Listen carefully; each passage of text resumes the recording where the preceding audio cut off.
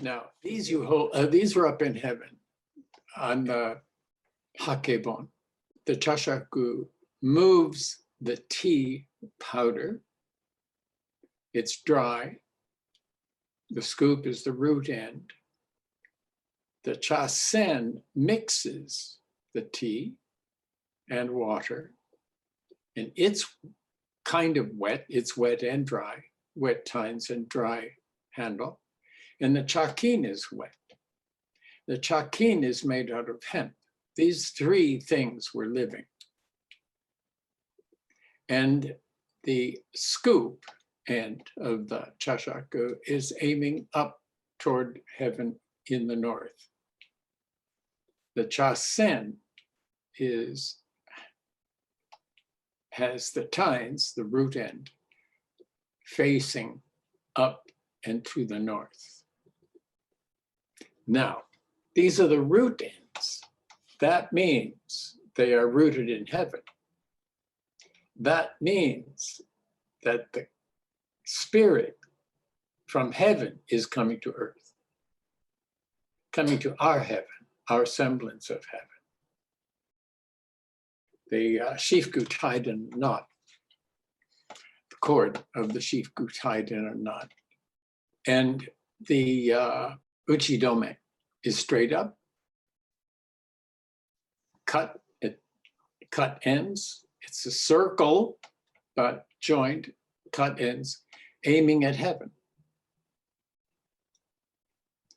This is maybe the Sahasrara chakra. And it is not only sending up to heaven, it is receiving from heaven to bless the tea.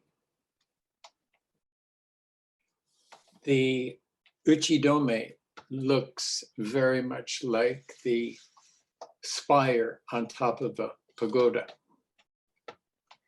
which is a lightning rod, inadvertently a lightning rod. It's intended, I wasn't clear on this at all until I realized that these are not, they are offerings, but they are not offerings. They are bless this stuff. And that's why we have the uchidome straight up to heaven. The chawan in Shin, the chawan is also in a shifku with a knot, an uchidome that's straight up to heaven. Bless this stuff. So often the word offering got in, not in the way, just that was the offering. Well, offerings themselves, as in Shinto primarily, often, I shouldn't say primarily, often in Shinto, they are offerings, yes, but they are primarily, please bless this food, usually, and the sake, bless this. So I didn't know, so I looked up the chakras, and it seems as though the authorities of this, the Kundalini, etc., Hindu belief and Buddhist belief and Taoist belief, that the chakras are both transmitters and receivers.